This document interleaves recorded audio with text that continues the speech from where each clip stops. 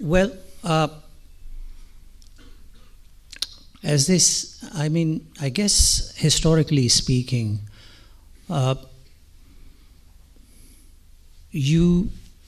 neither the guru nor the shishya go out looking for each other. It's destiny that brings them together. It's very true with many of the musicians that I have seen, especially with my father, you cannot possibly imagine someone from a village. I always wonder what happened. You know, those birds that deliver kids. What do you call those birds? Storks. So I guess one of them was delivering my dad to wherever he was supposed to be actually going, and accidentally dropped him in a farmer's house. And then God, while taking inventory or checking what happened, suddenly realized that the baby was delivered in the wrong place.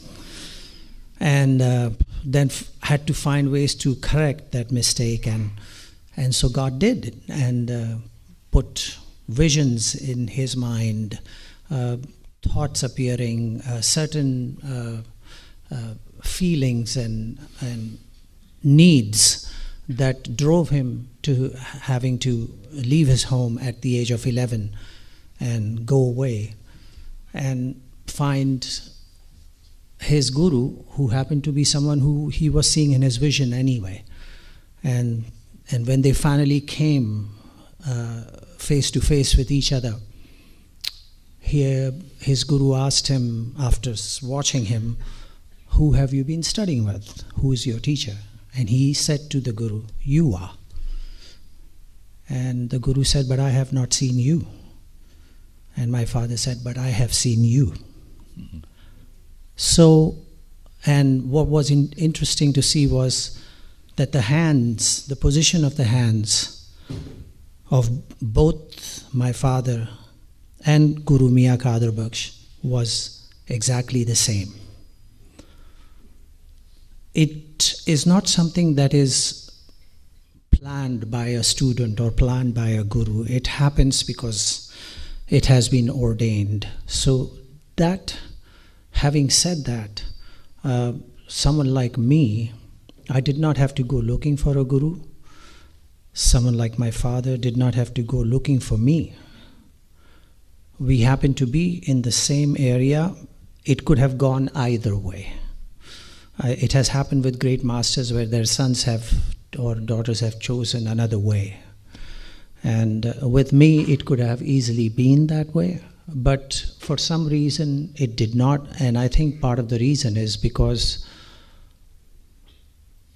maybe by design or just by accident, the idea of being a tabla student was not forced upon me. I was not put through the rigors on a regular basis. 9 to 5, you have to do this every day. 1 hour of teka, 1 hour of qaida, 1 hour of this or whatever. I was left to my own device to do whatever I was doing. It was probably because he was too busy and did not have time to be able to devote that kind of focus on me. And whenever he was home, there were always so many other people around that it was difficult for him to single me out. But somehow the information was being transmitted. Somehow it was coming. I have to say, I said, I think on that day when we were doing the Riyaz seminar, how do you get to a point whereby you are able to now listen to a master give you information and you are able to actually absorb it and analyze it and have the ability to be able to understand it. You need to get to that point. I have many examples where where students were already aware performers of the art form before they actually tied ganda to their guru, with their guru. How did that happen? And why was it that those students were already cast in the image of the guru they finally connected with? How did that happen? You never know. Why is it that Pandit Ravi Shankar ended up with Ustad Alauddin Khan Sahab, worlds apart, but they ended up together? And the shades were very similar between the two. So with me, exactly that happened. I was slowly finding my way without knowing that I was. I was slowly being guided in the direction of where I needed to be able to be the listener that I should with my father, Guru. I was being guided into that zone or into that place where I was able to have enough tools as a listener, as an observer, an absorber, to be able to sit in his presence and take the knowledge. I mean, what is a guru? A guru is a fast-flowing river, and it's up to the student to be able to either take a cup of water from there or a bucket of water from there. So I was there, and I had to be in a place and point where I could inspire him to be able to transmit the information to me. It isn't that because I am his son and that he had to give me that information. That was never the idea between us, or between Fazal and between Tawfiq. The information had to be inspired from him. The teacher never teaches, the student always learns. The student extracts the information, takes the cup of water or a bucket of water from the river.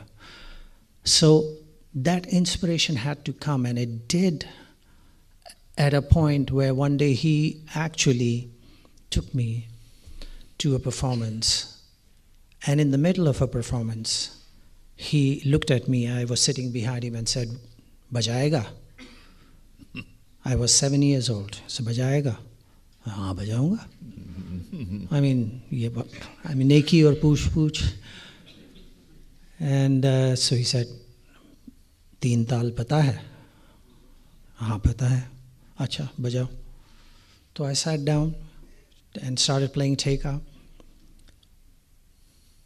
Later on, 20 years down the road, I confirmed with the artist that I was playing with, and I almost died of embarrassment and fright that I was sitting there at 7 years of age playing Teka with Ustad Ali Akbar Khan Sahab. So when I checked with Ustad Ali Akbar Khan Sahab that this is what I was told, he said, "Yes, that's true. It was at the press club.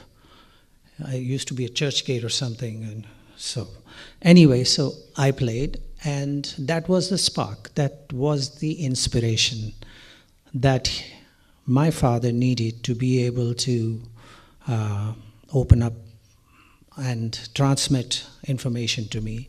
From that night onwards, it was, he would go wherever he had to go, play a concert or do a recording and come home at late night.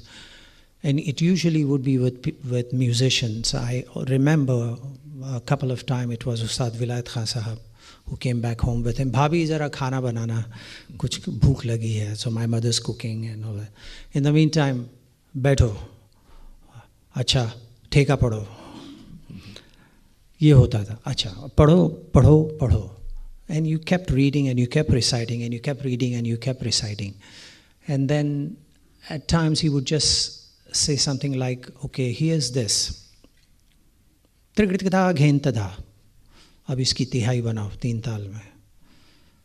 Now, I'm 7, but the confidence in him was that he had seen that spark that I may have the ability to be able to see my way through. And this teaching was at that point not designed to, this is A, B, C, D, A for apple, B for ball, C for cat, whatever it is, but it was more like, take this and find your way there. And that's what our music is all about. Our music is to be able to take the information you have and then be able to arrange it in any combination and permutation to be able to make not only sense out of it, but to be able to create a vision that has your stamp on it, which is a very important part of our music. It's a very special part, and also I will touch on a contradiction that it creates. That's later. But his vision was that don't just keep repeating what I'm telling you. Sam ko dekho. That's what he used to say. Sam ko dekho. वो जो सम वहाँ है उसको देखो और वहाँ कैसे पहुँचना है उसकी तरफ ध्यान दो. So the idea was not just take your qaida or your rela or something and keep repeating it and 15 variations of istars and then play it verbatim when somebody asks you to play a concert, but be able to figure out how to walk with that baggage and how to transfer the weight of it from one shoulder to the next, and be able to therefore show a different aspect of it as you move towards the sum. If you understand how you move towards the sum, and if you understand how to get to that point, that's half the battle. And so that's the way his teaching was. So every night from 2 or 3 o'clock till 6 o'clock, 5:30 or 6 o'clock in the morning, this is what would go on. And my mother would walk in and say, अब बस करो उसको सोने दो उसको school जाना है. But that wasn't the issue. School जाए कि क्या करेगा उसको तबला बजाना है. It didn't matter to him that I had to go study, but thank God to my mother that she made sure that I went to school, and or else God knows where I would be. But anyway, so up till 5:30, 6 in the morning, this would happen. Whenever he was home, this was the routine. I remember till about the age of 12.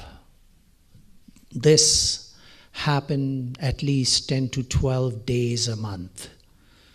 It was a great time. It was fabulous for me. As a child, sleep was not necessary.